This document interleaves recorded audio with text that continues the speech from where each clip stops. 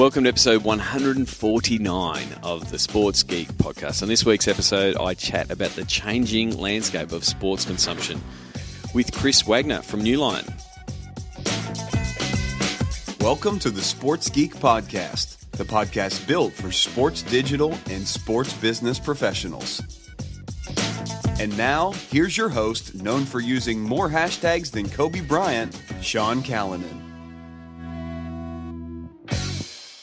Thanks, DJ Joel. Yes, my name is Sean Callanan. You are listening to the Sports Geek podcast, and you're doing that on your favourite podcast platform. And most likely that's iTunes, because a lot of you are still locked into the Apple world and not free and roaming in the world of Android, like myself, using an app like Pocket Casts, which is available in the App Store, I might say, and it is better than the podcast app.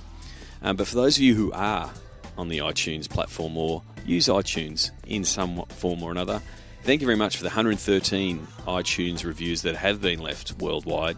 I'm pushing it really hard this week. I'm trying to get to 150 iTunes reviewed worldwide. That's what I'm trying to get to for episode 150. So please, if you have listened to the show, please go to sportsgeekhq.com/iTunes to leave a review. My name is Sean Callanan. I'm from Sports Geek, and you are listening to the Sports Geek podcast. You should know that by now. You can contact me by tweeting at Sean Callanan, Snapchatting Sean Callanan, looking up Sean Callanan on LinkedIn, or going to Sean Callanan Speaks on Facebook. I'm on all platforms, and for the most part, Sean Callanan is my handle. So please reach out, tell me that you listen, what you like, what you don't like. Happy to take constructive criticism. I don't shy away from it at all. You can do it the old-fashioned way, Sean at sportsgeekhq.com. I really enjoyed geeking out and looking back at the changing tech that now allows me to watch NBA games, NFL games, UFC, while I work on client reports and produce podcasts. Now, don't think that my reports aren't of quality and the work that I'm doing isn't of quality because I've got sport playing alongside me on my desk. It is. It enhances it. Trust me. One thing I do is I do turn off the streaming games when I am on a go-to meeting call, because that can be distracting when I'm chatting with a client, and I do a fist pump because Steph Curry does a crazy step-back three. So I don't do that, but if there is a game on, I normally do have it running in the bottom corner of my MacBook or my iPad that's sitting on my desk. So it's really good to catch up with Chris Wagner from Newline, and we discuss a whole bunch of things, because he has been in the streaming business for a long time, and sort of try to predict, to a certain degree, where it might go. So this is my chat with Chris Wagner from Newline.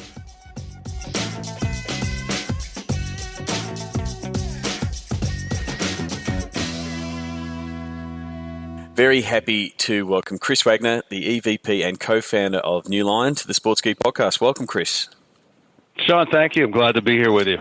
Yes, as a consumer of your product, at the moment we're recording this in the long layoff before the NBA finals, and I'm one of the lucky people that has NBA League Pass either on my screen or on my iPad next to my desk while I'm working away. Can you tell everyone who's listening, what Newline is, what its product offering is, and sort of where you got started? Sure. I mean, we'll use the NBA per your example. We've been working with the NBA since 2010, believe it or not, streaming in over 200 countries and territories, including the lovely country of Australia. Every live NBA game throughout the entire season. The NBA Network, which is a TV channel, which you have access to with your League Pass subscription, runs on all kinds of devices, and has been a big part of the NBA's drive to connect with fans anywhere in the world. We can deliver NBA League Pass in any of those countries. We can work with a consumer and take any local currency. We handle all kinds of different payment methods. And you can see from your League Pass product, when you look at the audio pull down, It's actually delivered in over 9 different languages. So that NBA International League Pass product, which is called that by the NBA, is a fantastic product that is built on our New Lion digital platform. In Australia, we also stream every NFL game, every UFC match, as I mentioned, every NBA game, and all that has come out of our focus initially on sports that started back in 2006. And from that point to now, we did 63,000 live events last year, streaming live sports to fans, archive games to fans, live stats, social, I'm sure a lot of other things you'll want to talk about.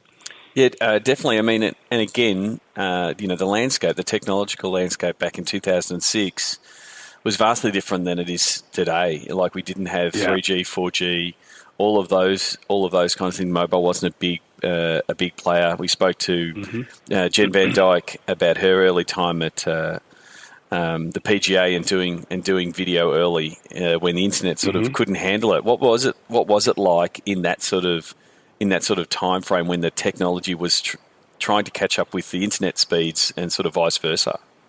Oh, it was crazy. Speaking of Jen, she's actually a customer of ours now with the Clippers. Yep. Which is a new customer win for us. I mean, if you told people back 2006 that sports fans were going to watch live events and games and matches on their computer, let alone their smartphone, they would look at you like you're crazy.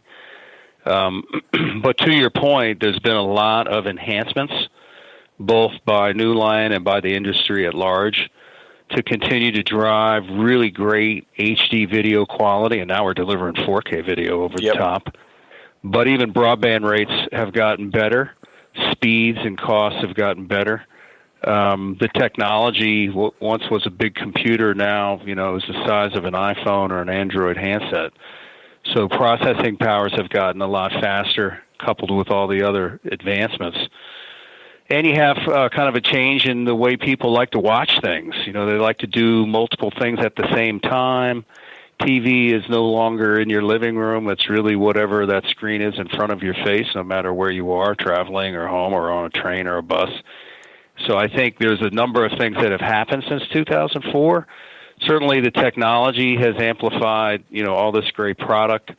Fans and consumers are reacting to video. They like to personalize it, interact with it, look at multiple camera angles, slow motion, all that kind of stuff. You just couldn't do it with a cable set-top box. So we've come a long way in a short amount of time. And it's very much you've very much taken advantage of Moore's law, the fact that that transistors and processors are going to keep getting faster, and it's something you've been able to take advantage of. Yeah, absolutely. I mean, I think industry facts, there'll be over 5 billion handsets in the world, which unfortunately is more handsets than people that have electricity. So there's just a lot of mobile power out there, and you're right, the price points have come down, which has made it very affordable.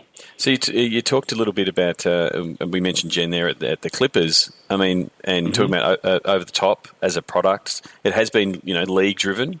It has been the NBAs and the UFCs driving. Hey, how do we get our content into the hands of our consumers? And the leagues are growing these digital audiences, and very much globally. Like that's the League Pass is a great product, and from a league point of view, but also from a global point of view. But now the clubs are starting to see the opportunities potentially in that global market. Do you think the next trend is more of the teams, the clubs themselves saying, where does it fit for us? And it might not be the game coverage that they've got because those rights are tied up with TV partners and leagues, but 7 years ago, 10 years ago, that the teams themselves weren't producing all of this video content. They're just following all the fans down the rabbit hole of, we want to consume more content.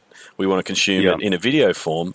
And now they're getting this good catalogue, whether it be long-form stories, behind-the-scenes things, that they say, well, we want to deliver that. And there's potential for, whether there's a subscriber potential or something like that. Do you think that's the next trend for teams to say, well, there's potentially some monetization out of that video, and that's where that sort of fits?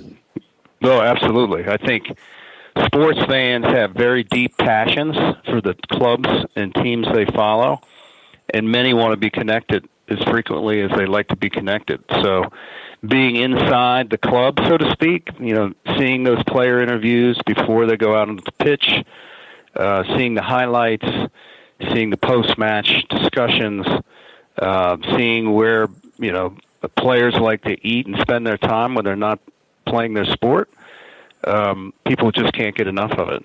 And that wraparound content that I call it, I think has a huge market potential. You're right, the live events are very expensive, and the live services are being distributed also by sports networks, cable companies, and others. We launched a new product with a group out of Singapore called Rugby Pass, which is a collaboration between Coliseum Sports and Discovery Network. And they're using their combined powers to license up rugby rights on a worldwide basis and offer a single destination for rugby. But whether it's live sport or wraparound content, the Internet makes the world a lot smaller, and the ability to distribute that content becomes far less expensive for a club. Yeah, and it just becomes an access thing. I remember, again, I'll probably be dating myself, but, 25 years ago and having to wait a day to see an NBA game on TV and wait a day for, and the internet has made it smaller, has made it easier to access. And I think there's still, we're in this phase of everyone's got to produce more content. How do we fill and how do we satisfy this need that the fans have? Like every time we put more content out, that's the crunch that's currently happening now. The teams are producing a lot of content, but it's like we still aren't meeting the demand. So, with supply demand, you just got to keep coming up with more. I think there's potentially an opportunity on part of the part that I love in the NBA TV and the NBA TV network is the access to those archive games that pop up every now and again and go, oh yeah, I do want to watch that game from 1987 or something like that. The first thing is you notice is, oh my God, how did we ever watch TV in that with that type of quality? Because it's it's standard definition that you thought looked great back then. Exactly, I think that's one of them. But I think that's also a really big opportunity. That might be the next sort of digital land grab of who owns those archives or who has access to those archives. And you might start seeing, clubs buying some of those rights back to say, well, we've built up this fan base. We're not currently in the playoffs, but maybe our fans want to reminisce and look back and dive into history. And it's really because our culture has now moved to that on demand. We don't want to wait for it to happen. We just want to click a button and I want to watch the Bulls Jazz game from 1997 because that's what I feel like it. So, well, for the NFL, we actually have a product called Snap to Whistle that we create for them. So as soon as the fourth quarter whistle goes off, as soon as the game is over and the gun is fired, we automatically remove from the complete game archive every interruption, every timeout, every huddle. So we basically take a 3-hour U.S. football game and turn it into a 30-minute snap-to-whistle product, and fans just can't get enough of it.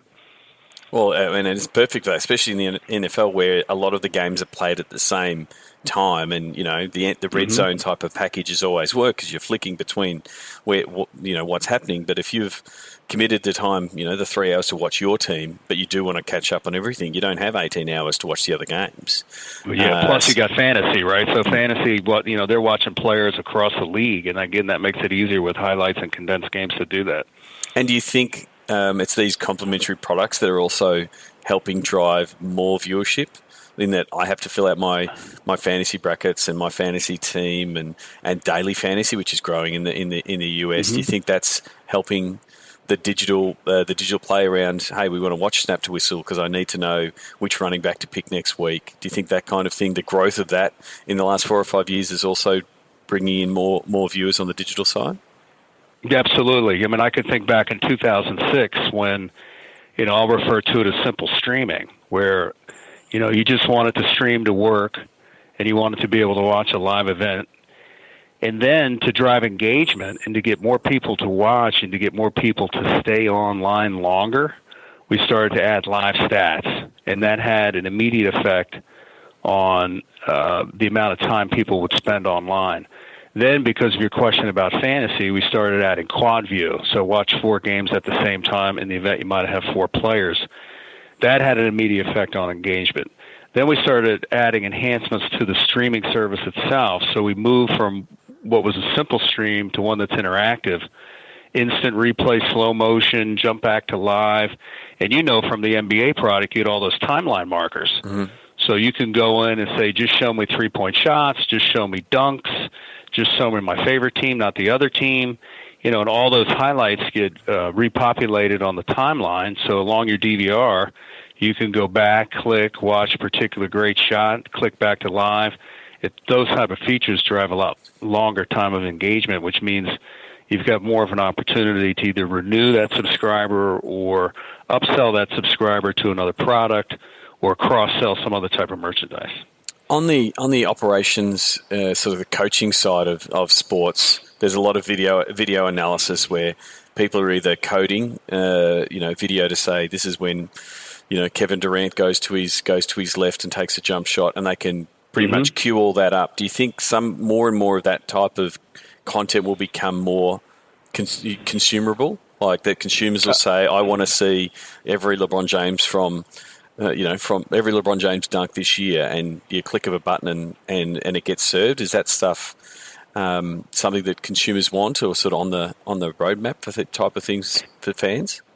I think that it falls into 2 kind of areas. One is metadata and tags that get associated with the video, so that, to your point, a fan can search and say, show me all the great LeBron James dunks in the last 2 years, and all of a sudden, boom, that search comes back with a whole bunch of highlights that you can watch. So that technology exists today, and it's just the effort of making sure the tags are in place so you can personalize the type of content you want to watch. Yep. UFC does a really great job of that, allowing a consumer to kind of create a whole checklist of types of content and even the amount of time you have to watch it, and then have your content library actually reshuffle itself and then surface to the top things that meet exactly what you've checked off as your preferences. So that's all there. Your other question about player tracking is a really interesting one. I think NBA is probably, in my opinion, the leaders around player tracking. Yep. They have 10 to 20 cameras in every arena. They follow every move from every player, and all of that player tracking data. And it's one of the things the Clippers, you mentioned Jen earlier, is very interested in doing, is experimenting with ways to really change the experience for basketball fans to watch the game itself and use all this player tracking data to get very sophisticated around what you'd like to see and win. It's pretty cool stuff. And so with that, that tagging and the metadata around the video, is that still a manual tag? Do you still have people watching videos and that kind of thing? Is it still manual, or is the technology starting to move to that AI, and so it can recognize players and shots and stuff like that? Is that where the tech is moving? The tech is there in a couple of ways. We can do very interesting things with closed captioning. So the closed caption text that goes along with a video can actually create automatic tags out of those words. It's called an auto tagger. Yep. And you run all that closed captioning through our auto tagger, and you produce all the tags that then get collected around the content. So that when you go in and make those search decisions, you're able to find LeBron James and anything other tags you want to put around it. So that's there. But you also have even live stats. So stats is data, and we've been able to synchronize the stat with the video itself, and we usually do that around an event. So if we stay with basketball, jump ball becomes the syncing event for us. Yep. So when that referee throws that ball up in the air, that's our time marker and our time code to sync that particular time in the video with that particular time in the stat feed. So ultimately, everything comes out the right way when you're looking for highlights around stats. Yeah, and how much is it, again, talking about the changing consumer patterns, because there is still those people that go, that's the game I want to watch, click the button, I want to watch it, as opposed to the ones that do want to dive in and go, oh, I want to do a slow-mo. Like all of these new features, is it going to those hardcore fans that want to dive in, but then as those features sort of grow organically and people go, oh, I did not know you could do that. How do you, when you release these new features, how do you make sure that the market that is probably very comfortable and happy with the product they're getting because they're getting their favourite sport, whether it be UFC or NFL or NBA or that kind of thing, how do you then say, oh, here's a new feature, here's something else that enhances it? Is it part word of mouth? How do you sort of go about that? Well, it's a very good question, and when you think about sports that have a seasonal calendar, you typically are signing somebody up again at the beginning of the next season. Yep. So features like I've mentioned become really strong things in a marketing message to make sure you renew for the next season. You ask a very good point about usage, right? In some cases, it's great marketing to get you renewed, and the fan really just wants to lean back and watch the game. So you do have some of that. Multi-camera angle, I would say, to be one of those features that sounds really cool when you sign up for the service. But ultimately, fans, tend to watch whatever the broadcast feed is that is being produced by the sports network. So some of it is marketing, candidly, to make sure that you stay a fan and renew and you don't churn out.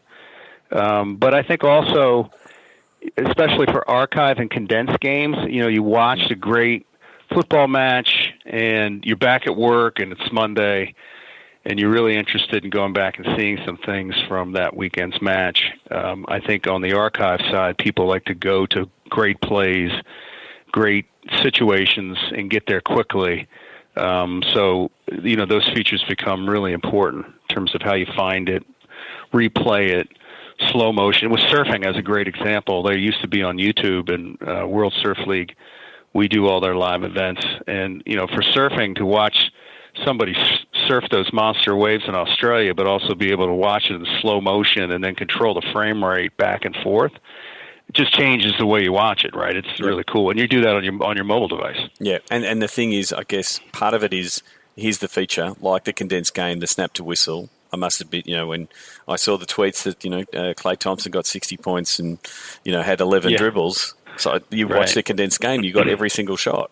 And you saw the excitement, you didn't have to do it. And then the other part is, I guess you're also leveraging off the hot mobile products and what's happening. So if someone's watching surfing and they expect to be able to pinch and zoom to pause it and rewind it and that kind of thing, because that's what other products are doing, that's sort of the other way that you're sort of saying, well, that they're sort of expecting you're sort of taking those markers of fans trying to click and how they're using the app to go, oh, they're using it intuitively that, oh, I think I can pause here and rewind by just tapping the screen and winding back.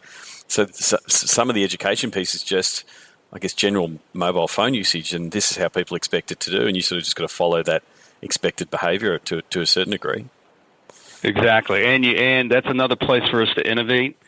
With the NBA, since we started talking about them, they found that they had a really high rate of mobile usage. Mm-hmm. So because we were able to show them the amount of fans that watched full games on mobile, they created a mobile-only camera feed. So the camera actually sits on the scorer's table right on the court and produces all these tight shots. I don't know if you've seen it on your phone. But I have. It very cool. Instead of the pan-away shot, if you're watching on a big screen looking down into the arena, it really isn't suited for a small mobile screen. So those tight shots on the mobile-only feed create some really interesting ways to experience basketball on a smaller screen. And then next year you'll see a lot of the highlights, instead of just being markers, you'll actually see the 5 players on the court, their pictures, their photos kind of pan out of the tray of your phone. Yep. And you can, with your finger, move them around. You can bring up stats. You can see who the sponsor is. I mean, just all kinds of things that make that small screen, very interactive. And it's effectively, to a certain degree, almost making the viewer the producer. You're just saying, here's all the pieces that the producer has. If you're a courtside guy, you can watch the courtside view. If you're, if you want to sit behind if you want this camera angle, you can watch it from this camera angle. I know that's, I think, the All-Star game and that where they rolled out different angles and specialized cameras. it sort of was where you go, oh, I am going to look at it from that angle. What does it look like? Absolutely. Because you always get it from the broadcast view, from one side of the court, that kind of things. And whenever you see something from a opposite side, it's a bit it's a bit disorienting to the viewer. But you're in control, so you can decide what you want. And that's that change, I think, certainly with millennials. Prefer to have that level of interaction with what they're watching. Versus, an older fan who may be very accustomed to the couch, the remote control, and the big TV. As the fan base changes, it's really important for people that own sport rights, to deliver services that are going to engage, all demographics of the fan base, but certainly the younger fan is their future, right? Yeah. So they need to be able to have the right kind of content and the right kind of service for the younger fan because that's the future of their sport. Yeah, I think I heard the phrase. I would love to credit it, but I can't say it. I think it flew by on one of my Twitter feeds. It's a bit of the cord cutters versus the cord nevers. Like there's a whole market of fans that have never been a cable subscriber. So their first and only experience with interacting with sport is from a mobile point of view. So it's you don't have to conform to this is how Monday Night Football was always done. So we always have to do it this way because there is this demand for. Well, I want a different point of view. I want the the GoPro style version because that's the types of videos I want. I want to see that in my professional sports coverage. So it sort of does shake up the broadcasting game a lot in what the customer wants. Absolutely, agreed. The other thing from a streaming and digital broadcast point of view that's really taken off in the last couple of years is all the social networks are putting their hands up to say we are platforms you can broadcast on. First it was Twitter with Periscope and Meerkat, and they sort of fought it out. Facebook has pushed in really hard with Facebook Live and now Facebook 360. That's sort of that entree into the VR and that kind of stuff. And we're seeing the guys at NextVR do stuff like broadcast whole games. Where's the social? Where are the social players in this space, and how have they helped? I guess a bit of rising tides lift all boats. More people watching games because they're watching it on their phone. How has that sort of changed the landscape a little bit? Well, live sport is probably the last appointment you're actually going to keep because the rest of the world is moving to on demand. So because audiences show up in big numbers and the passion runs so strong with sport fans, the rights fees for sports continue to escalate. And the social media platforms, you mentioned Twitter. So Twitter last year for $10 million bought the Thursday night NFL package non-exclusively, so you could watch those games in a number of other places in addition to Twitter. Yep. And then in 1 year you have Amazon, move that number from $10 to $50 million to get the same games non-exclusively. So a big increase in 1 year. And the reasons for that are, it's the next distribution platform for video. What was a TV antenna that became a cable and satellite company is now becoming a digital platform, and these big social players have big audiences there that they need to feed content to keep them online. So if you're Amazon Prime customer watching Thursday Night Football, oh, by the way, here's some targeted ads that run around that game. So it gives Amazon an opportunity to cross and upsell you while you're glued to your screen watching Thursday Night Football. And I think you have the same thing with Facebook. You've got the same targeted advertising that's happening down your Facebook rail as you watch live. And advertising is getting very pinpoint and very precise. Data's driving exactly the type of things that I should be advertising to you. And to keep you online longer, you need great content, and live sports content becomes the honey for the bees, right? Yeah, definitely. And I think I think what the social networks have found out, and it has been that awkward dance between the social networks and sports and rights holders saying, yes, our fans are over there. We've built up a fan base, but we've our other partners, our other platforms, TV and radio, they're paying for our rights to broadcast it. So the fact that Twitter starts doing the deals, Snapchat did the Super Bowl deal where they did specific stuff, and now you've got Amazon coming to the party. the social networks are coming to it as more of a traditional player, and they know now that they have to buy the rights. Absolutely. And the good thing is it grows the brand, it grows the audience, gets exposure to more people, and then that funnels back to, the League Pass products or the NFL product or the UFC product. So I think it's good that they're now part of the more traditional ecosystem of saying, hey, we're gonna pay for this type of content, whether it be the live feed, the live game product like the NFL with Twitter and Amazon, or what we're seeing Facebook doing in paying teams for a specific live show that they want to be done exclusive on the platform, because they know they're realizing the same thing that TV networks have is, like you said, sports fans are super passionate. They'll go to the platform that offers their programming, and it becomes a real opportunity for teams for a monetization around what they're doing. Absolutely. And for consumers and for fans, this is all great stuff because it's just going to generate even more content.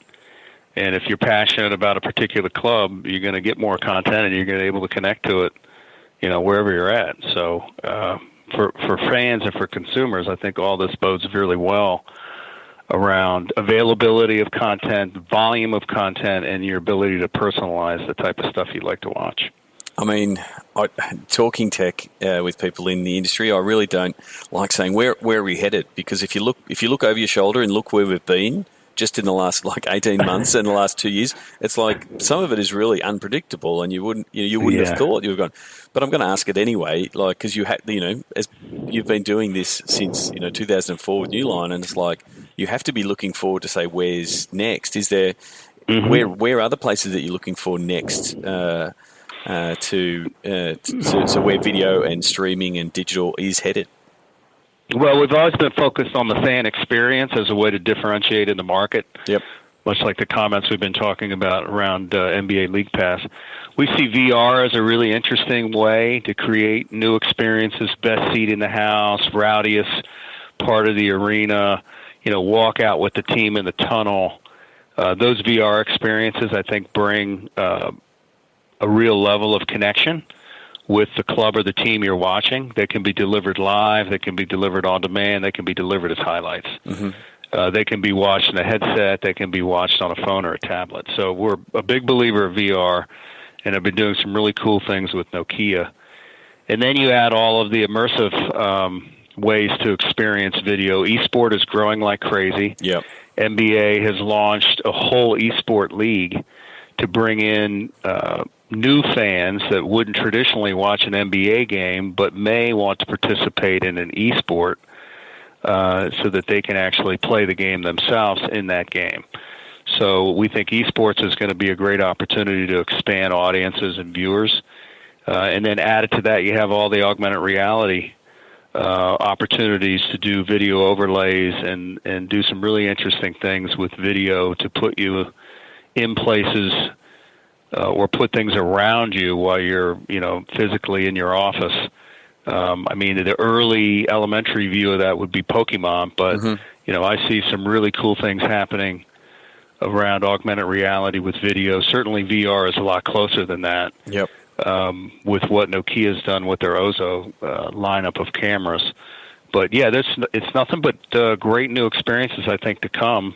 4K would be another one. If you can imagine watching, a football match at 4 times the quality of HD delivered over your internet directly to your Sony UHD set, we're there for that. Yeah. So there has to be a production of more 4K content, and that's coming.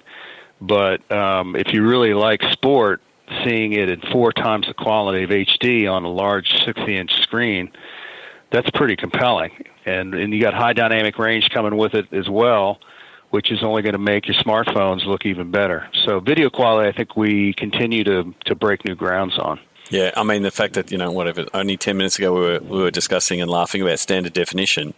We will be effectively doing the same with high definition when we get 4K content. And I think the piece on VR, it's sort of like we all know it's coming, and we are all you're impressed when you put it on. You get some good VR content. At the moment, it's the content is few and far between, and it hasn't had that breakout star. It hasn't had that I'm like, that water cooler, hey, have you seen this? You must put on this headset, or and it might actually end up being the hardware. It might be someone builds a headset that doesn't look like it's part of an alien movie, like that, and that's easy to put on and it's, comfortable. I think it's a combination of killer content, and as that tech sort of merges, eventually it's going to be, something that goes, oh, that's just what you do. And I think, obviously Facebook with Oculus is pushing really hard in that space, and they've got a massive platform to say this proves it, and then it will be that fight for, is there a colliding of the tech? Is it a Nokia thing? Is it a Samsung thing? Is it an Oculus? Like, there's going to be that fight over the tech on who does it better. But in the end, it's going to be the content, because no one says, what TV have you got? They just say, oh, my TV is going to be a 4K TV. Yes, you can pick all the different types of TVs, but it'll end up being the content will be the king. So I think that's some of the opportunity in the space. And once that content starts filling out, that then the mainstream will follow, in the same way that, again, before the iPhone, people would never have thought to be watching videos on their phone, let alone live streaming ones. So it's led by the tech. Yep, agreed. I mean, it's all exciting stuff. Is there? So I want to finish things off with the Sports Geek Closing 5. Do you remember the first sports event you ever attended? I did, a baseball game. Matter of fact, I was, I think, in second grade, and a woman stood up on the first base line and got hit with a baseball, so I'll never forget it. Do you remember who was playing and where it was? Washington, D.C., the Senators, Washington Senators moved to Texas, I think, after that. Okay. So, yeah, that was my first game. And would you have a favorite food or food memory at a sports event? Is there a go-to food that you seek out when you're at a game? It's got to be a hot dog. Hot dog? Is it fully loaded, or is it fully loaded? You got to have everything on it. Nothing like a big hot dog with a steamed roll with sauerkraut and mustard. No chili sauce? You can't beat it. I don't do that because it usually ends up on the front of me. No, well, that's allowed at a ballpark. That's expected. If you're not walking out with stains of chili and beer, then you probably haven't done the game right. That's true. What's the first app that you open in the morning? Well, I usually am an ESPN guy. Yep. Followed by Wall Street Journal. So before I finish that first cup of coffee, sports is a lot easier on the mind, and then I switch into business mode. But that's typically how I get my day started. Is there someone, and I really like asking this question because sometimes they come completely left field. Is there someone that you think that the Sports Geek podcast listeners should follow and why? Whether it's a leader in your field or someone that you keep an eye on from a technology point of view that shares a lot of stuff, or there's someone that's killing it in a certain area that people might not know about. We have such a broad base of sports customers. Yep. I watch so much of it, and all of them have moved the needle in the last couple of years. I would say at the top of the list for me would be the NBA. Yep. And I think they've been a leader in what they've done digitally, and that includes social. I think 1 out of 7 people in the world follow the NBA on social media. Yep. I think they're a very inclusive group. From young fans to old fans, they're very diversified in terms of the fan base, women, men, different ethnic groups. So they're very inclusive of what they do with the sport, and it's a global sport. And if I had to point to a particular league that I think has really done it well in digital, it would be the NBA. Yeah, and I do think it is that policy of letting their content be on any platform, and they're not playing that whack-a-mole. Hey, that's our content. You're not allowed to post it, and it's a definitive strategy. But the fact that they've pushed their content far and wide on social, on multiple platforms, and also allow fans to remix it and embrace it. The NBA dominated Vine with people just pulling out their phone and doing a highlight, but they knew that seeing Steph Curry put some guy on skates means that you end up going to NBA.com to watch the highlight, or you end up opening up League Pass. So I think that you can really attribute their growth around what they've done with their rights and where they've allowed their rights to be. Because you're right, one in every 7, getting those kind of numbers in social is because more people are talking about it and sharing it. Yeah, absolutely. They've done a great job. What is your in the Kevin Durant, you're the real MVP style? What social media platform is your MVP? I'm a Twitter guy. Yep. I use that to really stay on top of the news that I'd like to follow. So I would pick them first. But I'm also I like to stay really connected to my own family, and they're all Instagram people. Yep. So I kind of go back and forth between the two. Yep. That's how I stay connected to other Wagners. Definitely. I mean, that's the thing. Instagram is, when you're in this world of constantly getting hit up with more information, more news, Instagram is I just want to switch off a little bit and connect with people. Yes. And, double tap, whether it's someone sitting by a lake that's your cousin and you go, yes, I approve of those messages, that kind of thing. It is a little bit of a softer. It's not bombarding you with, here's another article that you need to read. Yeah, and we actually are launching in Australia a National Geographic service with Optus. And National Geographic, I think, is I think they have close to 75 million followers on Instagram. Yep. I mean, just a fantastic channel to follow. Oh, exactly, yeah. And that's the thing I do find that people, the differences between, say, Twitter is, hey, I want to follow news. That's where news is going to break. If something is happening in the world, I'll go to Twitter. Facebook is where I'm connecting with my friends and my family. And, I joke, it's also where I stalk people I went to high school with. But Instagram is I'm following my passions. And, and so, yes, it's family. But if you're a wine person or a travel person or a art person or an architecture person, that's where, or a nature, in this case, National Geographic.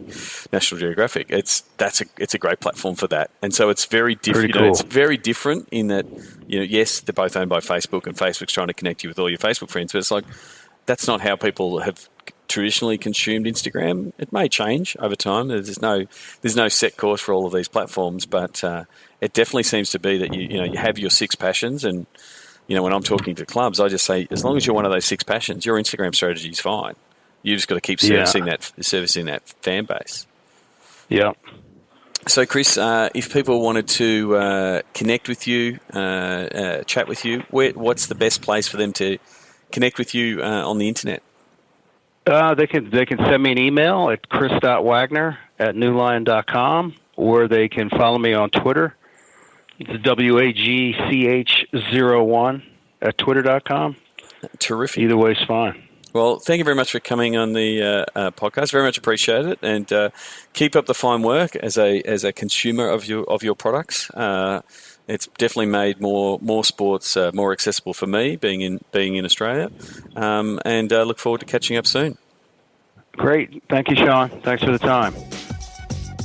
Sign up for Sports Geek News at sportsgeekhq.com/sign up now.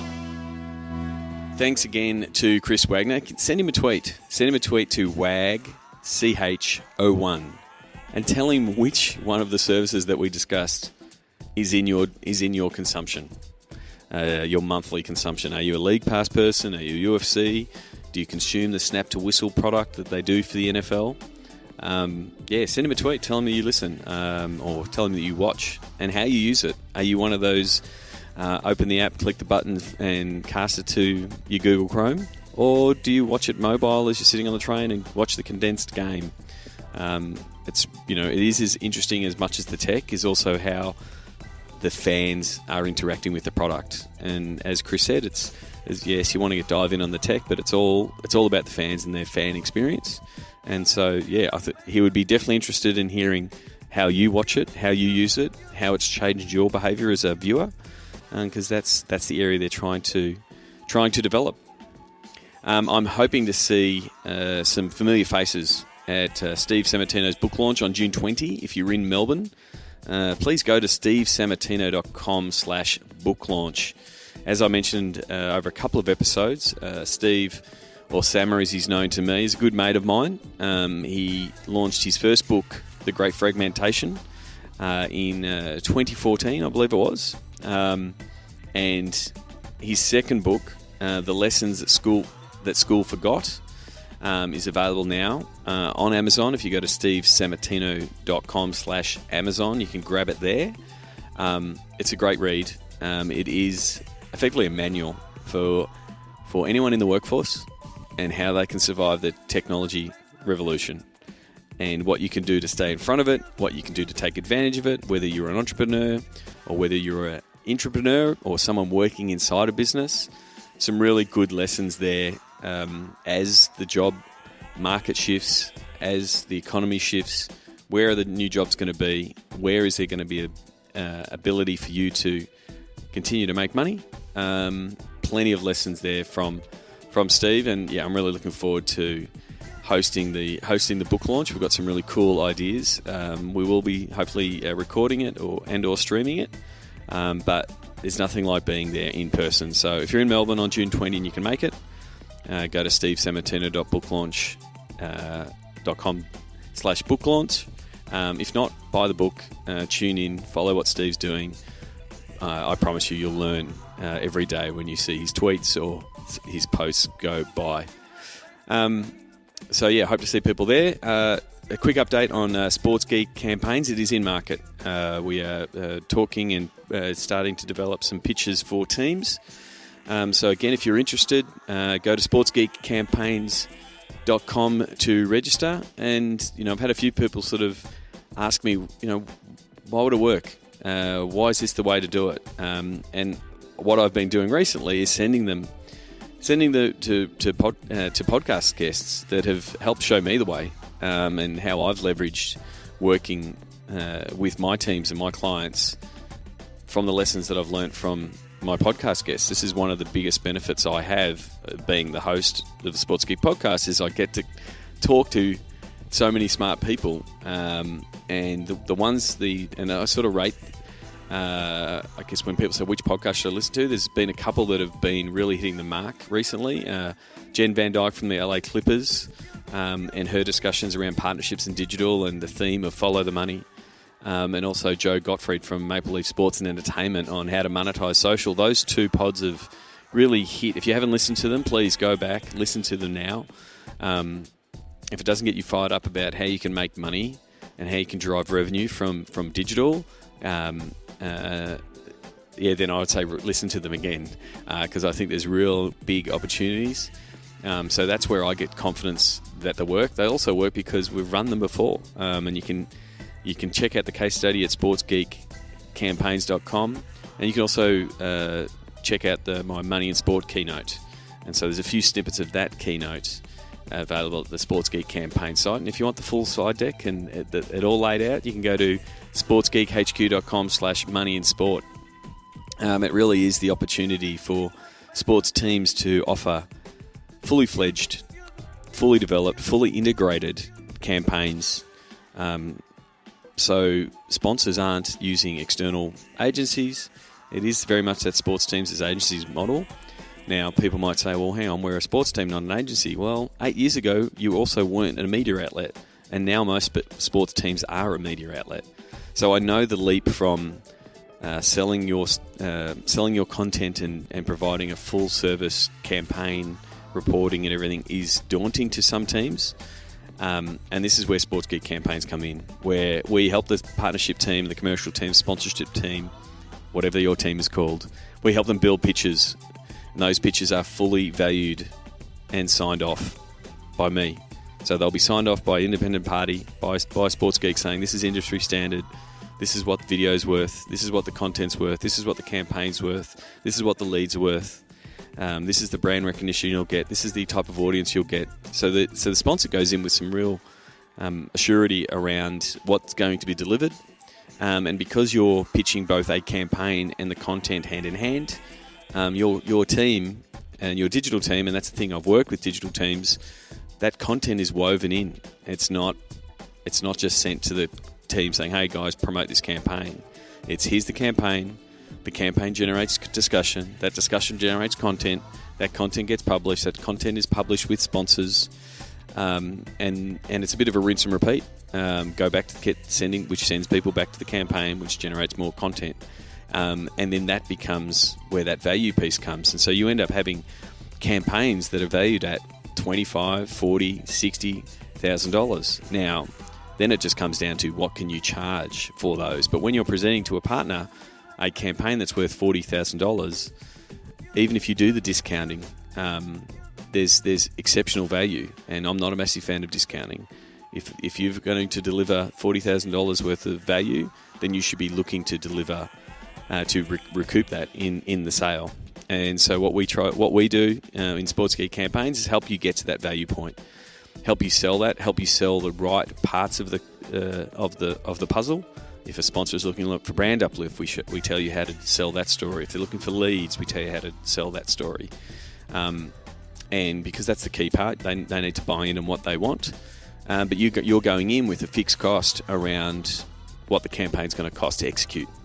And when I say execute, it's completely set up of the campaign, all the graphics, all the support to make sure it's working, all the data collection, and even going back to the reporting back to the sponsor without using any of your internal resources, because we know how resourced poor sports teams are. And so it enables you to have a system to say, if we sell this product, if we sell this campaign in its total entirety, and we know our fixed costs, they might be $7,000 for a certain type of campaign, they might be $10,000 or $12,000, depending on the different types of campaign that you select to use.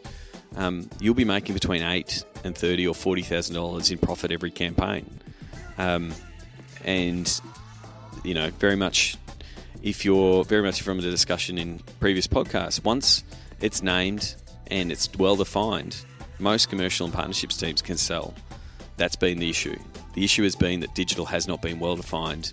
Put in a nice box, put a ribbon on it, so the sponsor can say, yes, I want one of those. That's what we're looking to do. And the advantage that Sports Geek Campaigns has from other products is me, and is my ability to leverage my knowledge both through my Sports Geek podcast guests, my client work, and the work around the pitching and the ideation around what the campaign should be is just as, if not more important, than the tool. And the tool is awesome. Using tradable bits behind the scenes. You've heard me talk about it before. So many different options. But again, without the internal resource for someone to power it and push it really hard, it can be tough because you don't have someone dedicated to say, oh, here's the next campaign, here's what we want to do, here's the type of idea we want to do, here's how we integrate it. And so that's what we're looking to do. sportsgeekcampaigns.com. Go there to register your details. I'll get in touch with you. There's a video of the Money in Sport keynote where I walk through a similar case study where a client made $20,000 without deploying any internal resources. And the sponsor, super happy. So that's what you want. You want to make money off every single activation and campaign that you do, and you want to make money that's attributed to the content you're building. This is the way to do it. So go to sportsgeekcampaigns.com. And before I wrap up, one last call to action. Next week is going to be episode 150. I would like to make 150 iTunes reviews. I know I'm pushing it really hard to do that, but I would really appreciate it if you go to sportsgeekhq.com/iTunes and left a review. That would be awesome. Other than that, I'm signing off for now. Hopefully talk to you all in the Sports Biz Slack communities. You can sign up by going to sportsgeekhq.com/Slack. My name is Sean Callanan, and you have been listening to the Sports Geek Podcast.